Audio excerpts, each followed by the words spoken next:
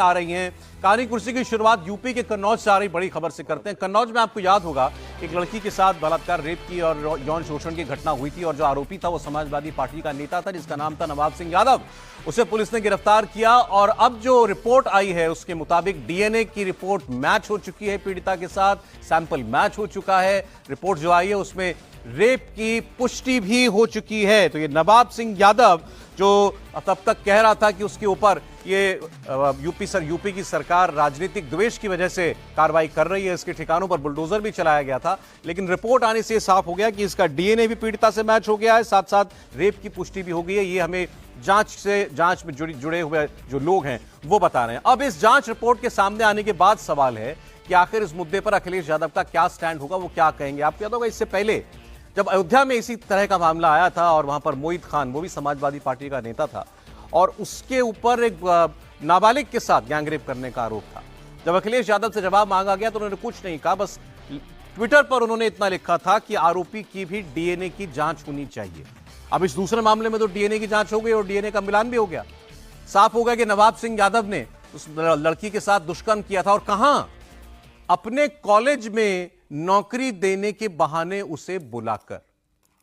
लड़की ने जब इस पर एतराज किया उसने सीधे पुलिस को बुलाया, 112 डायल किया, पुलिस मौके पर पहुंची, सब कुछ कैमरे पर कैद हुआ था। पुलिस अपने कैमरे पर उस आरोपी नवाब सिंह यादव को गिरफ्तार करके अपने साथ ले गई थी।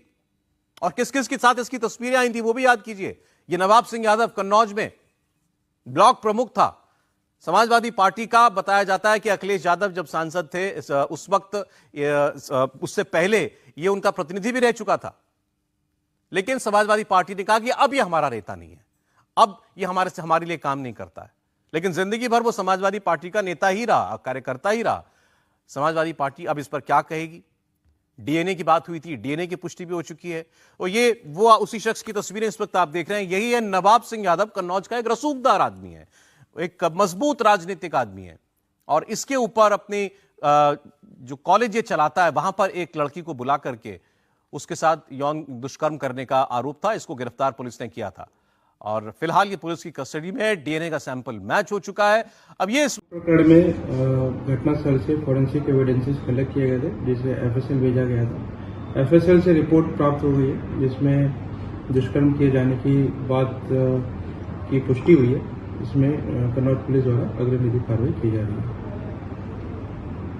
नवाब सिंह की विचारधारा से मैच कर गई है आज। ये एक दुर्भाग्य है कि एक बलात्कारी या एक अपराधजन्य जो क्रियाकर्म करने वाले लोग हैं, चाहे वो नवाब सिंह हो, चाहे मोहित खान हो, या ऐसे तमाम उदाहरण उत्तर प्रदेश में हैं। समाजवादी पार्टी अपराधी के पक्ष में खड़ी भी दिखी बजाय पीड़िता के पक्ष में खड़े होने के। मुझको लगता है कि आज की इस रिपोर्ट के बाद उनको अपना स्टैंड क्लियर करना चाहिए और नवाब सिंह के खिलाफ कार्रवाई की एक कम से कम एक बार मांग तो करनी चाहिए।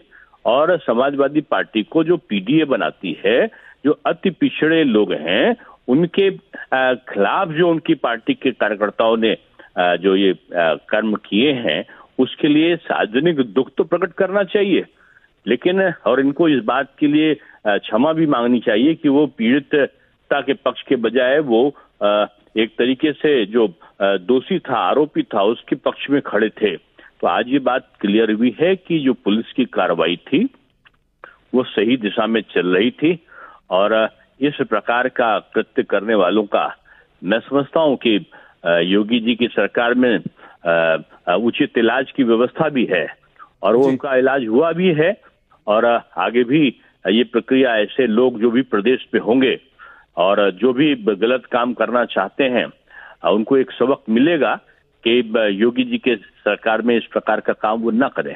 अच्छा दिनेश जी, लेकिन दूसरी तरफ ये रहा कि जहां एक तरफ आपकी पार्टी लगातार कह रहे थे कि जो कन्नौज का जो आरोपी है नवाब सिंह यादव वो समाजवादी पार्टी का नेता, लेकिन पार्टी की ओर से यानी समाजवादी पार्टी की ओर से हमेशा इसको नकारा गया।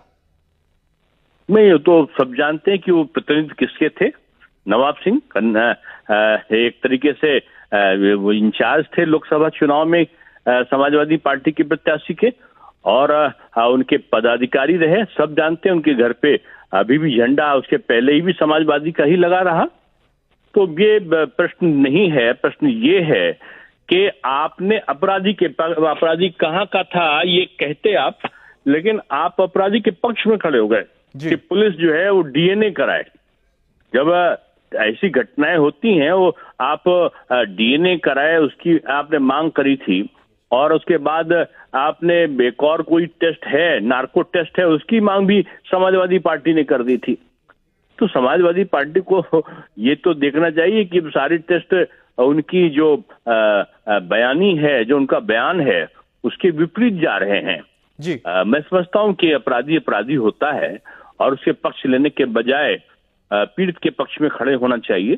ठीक। ये एक दिनेश जी, सबक है जाते जाते समाजवादी। ये इस तरह की घटनाएं तो हो ही ना, इसके लिए आपको क्या लगता है कि सरकार की ओर से और किस तरह के कदम उठाए जा रहे हैं या फिर उठाए जा देखिए, सकते हैं? पहली चीज तो जो टिप्पणी की गई थी ना कि मकान क्यों गिराया जा रहा है, जी वो आर्थिक रूप में उस व्यक्ति को जब आप समाप्त कर देंगे तो वो इस लायक नहीं रहेगा कि वो अपने धन बल के, बाहुबल के आधार पर वो जो है वो फिर से इस प्रकार का कार्य कर सके। और दूसरे जो अपराधी होंगे उनके लिए सबक होता है कि देखो, अगर मैं करूंगा तो मेरे भी पूरा परिवार की संपत्तियां चली जाएंगी, मेरा पूरा घर जेल में चला जाएगा और हमारा जो है जमानत नहीं होगी।